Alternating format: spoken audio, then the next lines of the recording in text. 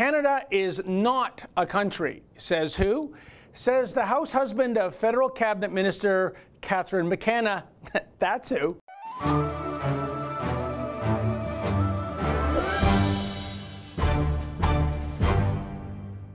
Well, there it is, right in the headline. Canada is not a country.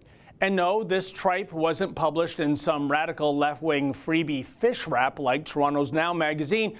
Rather, this nonsense appears on page 14 of the June issue of Maclean's, a periodical proclaiming itself to be Canada's national magazine. Gee, they might want to rethink that tagline, given that there's apparently no such thing as Canada. The author of this dreck is none other than Scott Gilmore, a.k.a. the hubby of Climate Barbie. When one thinks about entitled elitism, this is surely the poster boy for Canada, or that plot of land that is referred to as Canada, I suppose. Here's the Reader's Digest version of the Canada is not a country manifesto. Number 1, for starters, when Gilmore flies to Manitoba to visit his parents, he bemoans that the cost of a ticket is more than what it would cost to fly to Peru, any U.S. state, or a European country.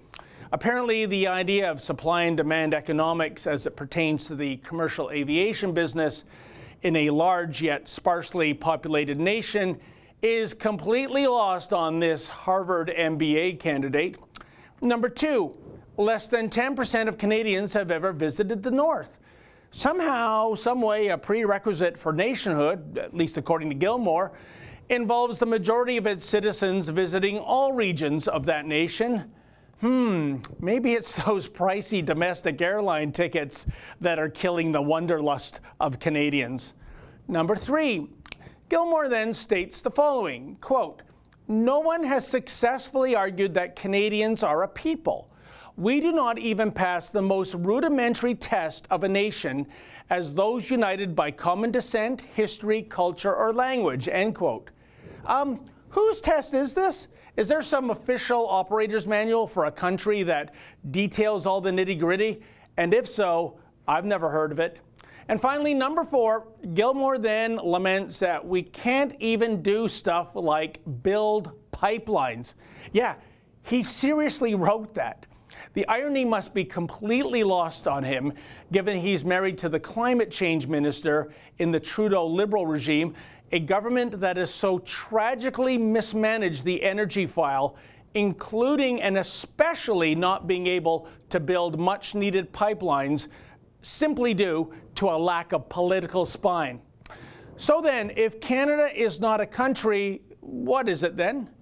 Gilmore conveniently provides an answer, quote, "I would argue that we are merely a collection of people who happen to be moving roughly in the same direction," end quote. Wow, just a random collection of people, kind of like the audience at the multiplex for a Tuesday viewing.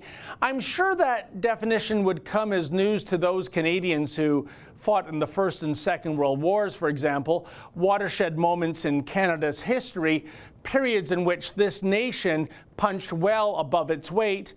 But I guess in Gilmore's book, those soldiers were a bunch of rubes. I mean, really, imagine spilling blood and even making the ultimate sacrifice, not for a country, but for a concept? Oh, what suckers. Look, I need not present a further inventory of what makes Canada, Canada. Real Canadians who love this country, yeah, I said it, Gilmore, country, they are already well aware of what makes Canada not just a country, but perhaps the best country in the world. Finally, Gilmore concludes his lament for this thing called Canada by stating the following, quote, "These are sunny days, but the weather will change, and when our storm arrives, we may all discover that Canada was never really a country at all," end quote. Yeah, speaking of sunny days and sunny ways, if there is an architect who is changing this metaphorical weather, is it not the Trudeau Liberals? This summer, it is predicted that 400 illegal migrants will enter this thing called Canada on a daily basis.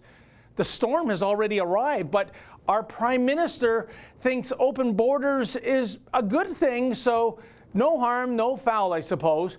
And how's this for yet more perverse irony, folks? Gilmore takes a paycheck from Maclean's, which exists only due to an annual $2 million taxpayer-funded welfare check.